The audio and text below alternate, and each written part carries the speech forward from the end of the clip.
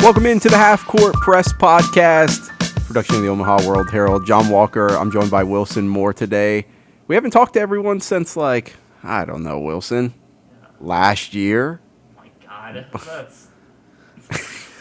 Damn it, John. First episode of the new year. Thanks for everybody for tuning in. We've got a pretty action-packed episode, I think. It's been a while.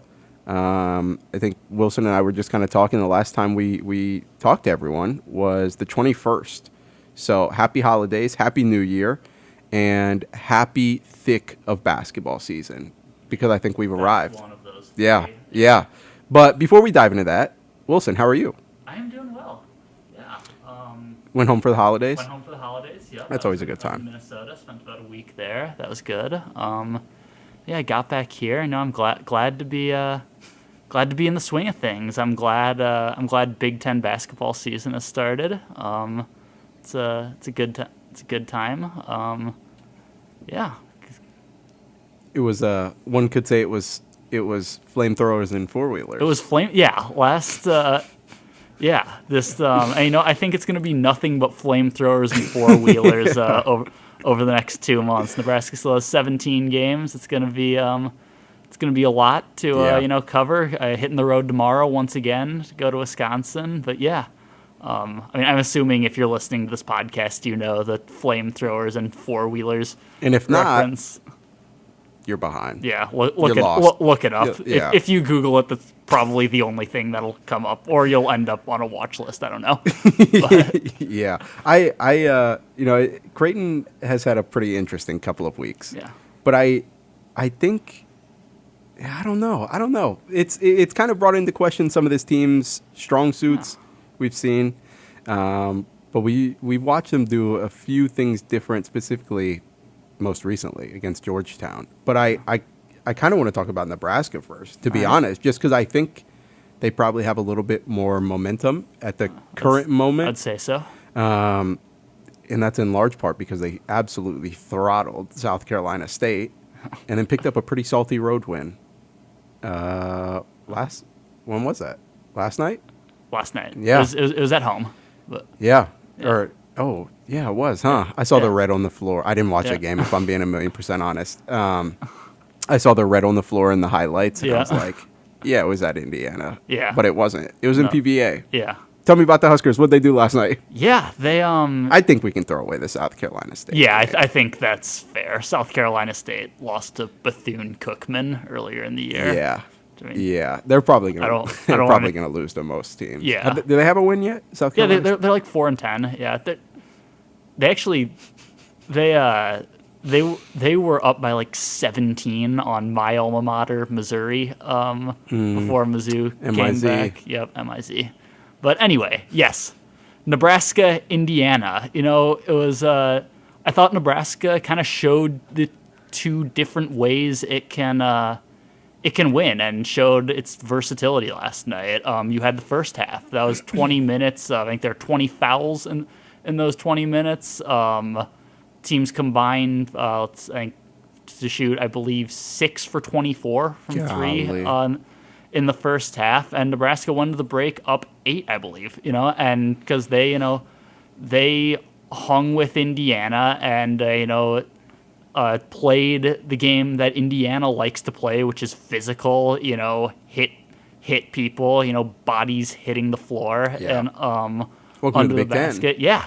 It was a fitting start to a restart to Big Ten play. I stepped out of my car outside PBA, got hit by a blast of cold air, and I was like, knew it was time. We got some Big Ten basketball coming up tonight. Yeah. And then in the second half, Nebraska just turned it on. I mean, we've all seen what happens when Keisei Tominaga gets hot, and did he ever? Yeah. And, I don't know. Family in the building. Yep. Dylan Raiola in the building. Yeah. The crowd at PBA was great last night, but its loudest moment was when Dylan Raiola was on the big screen and threw up the bones. Like, they got excited for Nebraska basketball, no doubt about it, but Dylan Raiola was the featured guest. Of course. I want to see the picture There's like a grainy picture of Raiola taking that. a picture with Tomonaga's family, and I just want to see that. But anyway. That's a hike. Yeah. Yeah. Cool. Yeah. It's but cool, though. Yeah, Casey got hot, and I thought it really illustrated just what Nebraska could do against what Indiana can or doesn't do. Take your pick. Indiana does not shoot three-pointers. No. They hit 4 like in garbage time last night. That kind of bumped up their percentage to something pretty solid, but they're not a three-point shooting team. No. And when Nebraska got hot, they just, Indiana couldn't keep up. They had probably the best player on the floor in Khalil Ware, but they just, Nebraska just kind of overwhelmed them with the with the firepower from deep. And this was the second game this season that after the game I've been thinking I'm not surprised Nebraska won, but I did not think they were just gonna mop the floor with their opponent. That's what happened to Kansas State, and now with Indiana, and Nebraska is looking like I dare say a good team. I mean, it's as of January 4th. I'd say as so. of January 4th, Nebraska Cornhuskers, a good basketball team. Yeah, no, that's I don't think that's a stretch to say. Again, we'll find out a lot more about them in the coming weeks. Yeah, but I don't think. Yeah, they had a. I'm saying this as the Creighton guy. They had an off night against Creighton. They did. Otherwise, who knows how that game could have or would have, or however it would have played out. So no, I think they'll probably hang with most teams. I mean, we saw what they did to Michigan State. Michigan State turned around and mollywhopped Baylor. Yeah. So, I think Nebraska's probably better than their non-con opponents would suggest. Yeah. How good? We'll find that out soon. And I think the same kind of applies to Creighton at the very moment. That felt like a segue. Yeah, I think the same is fair to say. We all know the aspirations that this Creighton team has. They were in the Elite Eight a year ago. They were a phantom foul call and 1 point away from going to the Final Four. Had high preseason expectations, and then really stubbed their toe in against Colorado State, and everyone was like, "Oh yikes!" We've since learned that Colorado State is pretty darn good, but the things that have popped up since the last couple of weeks of 2023, flurry of turnovers, physical defense has bothered them, and we saw both of those things aplenty in a couple of losses that have happened since we talked last. At Marquette, which all things considered is a good loss, 5 point loss on the road to a top 10 team. You're usually going to be okay with, except if you were in plenty position to win that game, And I think that's probably the mindset that Creighton came out of that game with. Had a season high 16 turnovers against Villanova. We broke that down before the holidays. And then you figured, how could it possibly be any worse for this team? They move the ball so well. That's kind of their whole thing. They want to space it out. They've got the guys to do it. And then they had 18 turnovers in Milwaukee. Probably not how you're going to win most basketball games, I would assume. But again, that's part of where the frustrations come from. They played poorly for the second half, had 18 turnovers and lost by 5. So, there's that one for sure. And then they bounced back with a big-time win over Georgetown that everyone figured they probably would. I think Ed Cooley's going to have them up and running maybe in 2 years. I don't know if it'll Eventually. I don't know if it'll be so immediate to say, like, he's going to win the portal this upcoming offseason, and they'll be, picked to win the Big East next year, But Ed Cooley is a damn good basketball coach. So they're going to be fine eventually. It is not this year. that I do know. And I think Creighton kind of proved that last night. Didn't play particularly well. Again, this team wants to let it fly. No pun intended.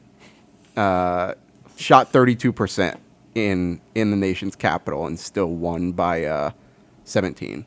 Yeah. And I think that that's actually what I'm probably going to allude to a little bit in my story is in my preview for the Providence game, which we'll talk about here in a few minutes. But in the second half at Georgetown, they'd struggled through the first. And in the second half, they came into the locker room and said, okay, how about we just look for better quality shots? And they did that. They found ways to feed it into Ryan Kalkbrenner out of structure. And I thought that was really important for this team because there have been nights, there will be nights where shots are not falling.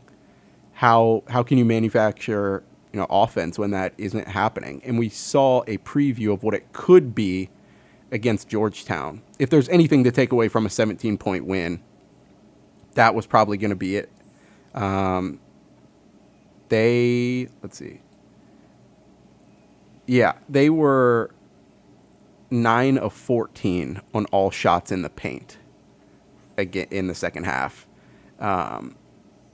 They do not take 14 shots in the paint very often. And so it was long meandering way to say it was good to see them score in a way that they haven't always been able to or just haven't at certain points in the season. Yeah. I think Creighton is an interesting kind of example of not being too focused on the present, just because I think it's easy, to look at Creighton and overreact to a few games forgetting that they had a very similar stretch around the same time of year last year, a worse stretch even. Lost 6 in a row. Yeah. And so I don't know, do you think what do you think, I guess the root cause, the turnovers and everything, how much of that do you think is just, this team still needs to gel? They're going through a patch that every college basketball team goes through, and how much do you think is, legitimate concern? I don't really think any of it is legit, the sky is falling. I do think that perhaps Colorado State laid a small bit of a blueprint on how to attack them defensively, when Creighton's on offense. Because they were just all in their grill, if they weren't going to be called, they were hand checking. They wanted to put bodies on bodies. And I'm not just talking about man-to-man defense. No, they wanted to put shoulders in chest and check you. And we saw Villanova do that a little bit. Saw Marquette do it a tad. Although, they kind of attack teams entirely different. But that's kind of where I've seen them struggle the most, or at least that's what it seemed like. Anyways, when teams want to go heavy on-ball pressure, it's thrown that quick hit rhythm off. And that's one of the things that we saw through the first half at Georgetown. And then, in the second, they showed we do have an answer for that. Yeah. It was a Trey Alexander blow-by. Oh, you're going to bring pressure up the floor? I'll go behind it. It was, we saw this a lot at Marquette. We're going to touch paint on every play, and that's how we'll that's how we'll get open looks on the outside. Maybe, it was different than we'll rely on Ryan Kalkbrenner's gravity in the paint to kick out. And no, it was we're going to get our guards downhill, which I've watched a little bit of last year. That's kind of what it seemed like they did with Nembhard. Yeah. We're going to get downhill, and that's how our shots on the perimeter are going to get open. Yeah. And it seemed like they started to do that a little bit more. I actually asked Baylor Shireman about that. I said it looked like you guys played a little bit more inside out than against Georgetown than maybe you have over the past few weeks. He laughed, and he was like, believe it or not, we try to do that every game. so just kind of the example or the microcosm that that's what it has looked like at certain points. For example, Central Michigan. They won that game by a bazillion. But then we've seen it, falter at times. And I think the thing for me was what do they do when shots are not falling, when they can't create shots on the perimeter? And I think we found that out against Georgetown, albeit it's Georgetown. It's this year's Georgetown. Yeah. So, for whatever that's worth. I don't really think there's a legit cause for concern. Yeah, I don't think so.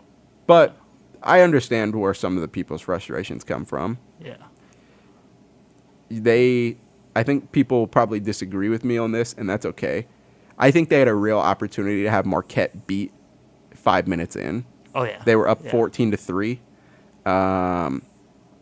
Could not miss. Marquette could not make. And then they scored 16 points over the final 15 minutes of the first half. Yeah. And so, I think a real missed opportunity there. Somebody was like, what do you mean they had them beat? It was 5 minutes in. I obviously get that. Marquette was never going to lay down. Yeah.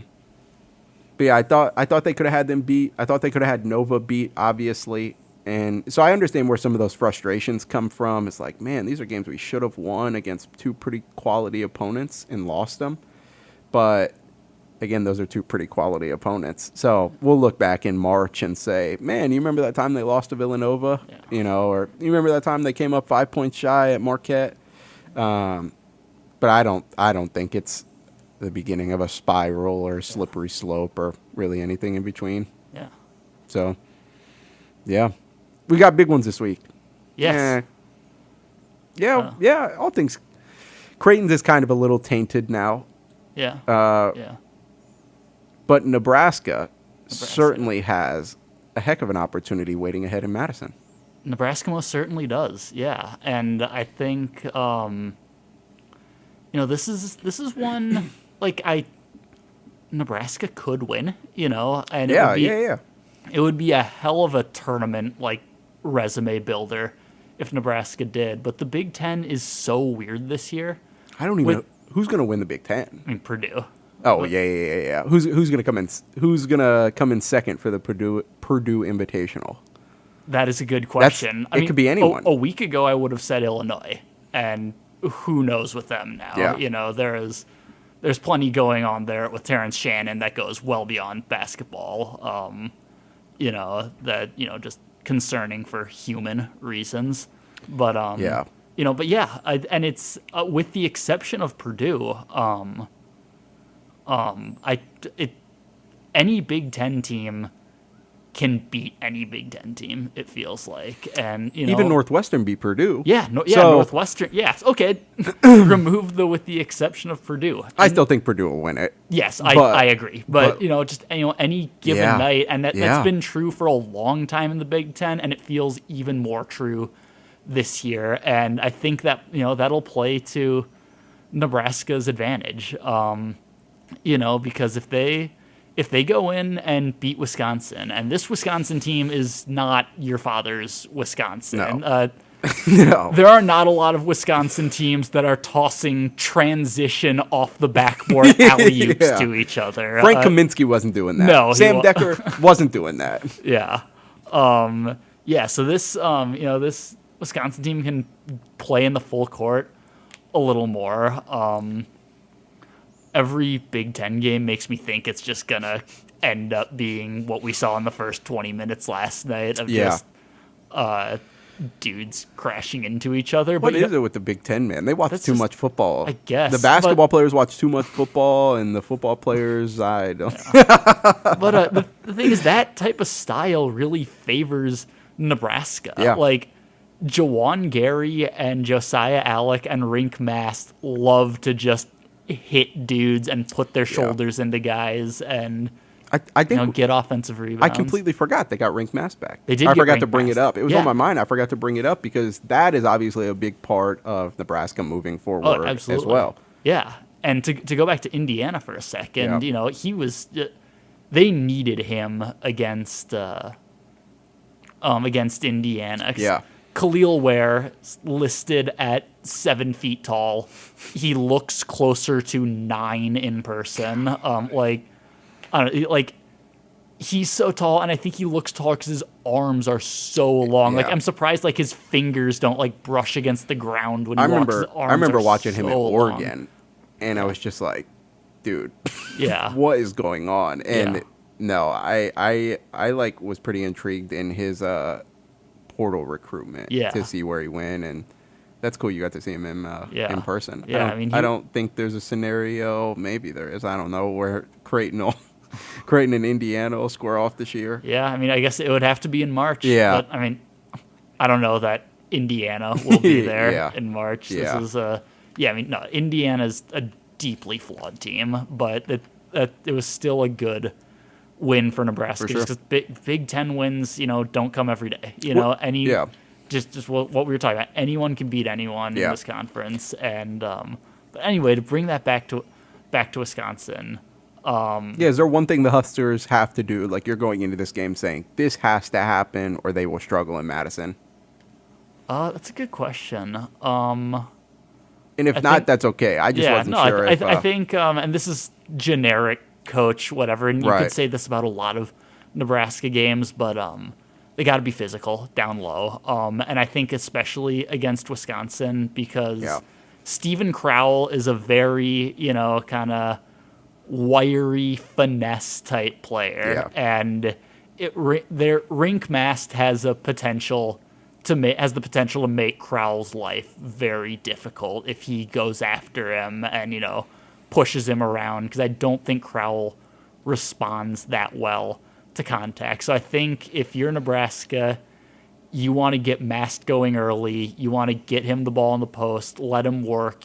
Force Wisconsin to bring another defender and let him kick the ball out from there. Mm-hmm. And if Nebraska, gets lucky, they'll have a game from the 3-point line like they did in the second half. And Tominaga or C.J. Wilcher or Bryce Williams. Wilcher was knocking him down. He was. He left the game with back spasms in the second half. Didn't sound like that was anything serious, but it prevented him from going off for a real big game. But I say this all to bring it back to the point that there is a blueprint for Nebraska winning this. I think this Nebraska team matches up better with Wisconsin than they have in years past. And, it's like, I still think Wisconsin is favored for very good reason. They're a good team. They're at home. They've played Tennessee, Providence, Virginia, Marquette, Arizona. They're battle tested. Yeah, this is a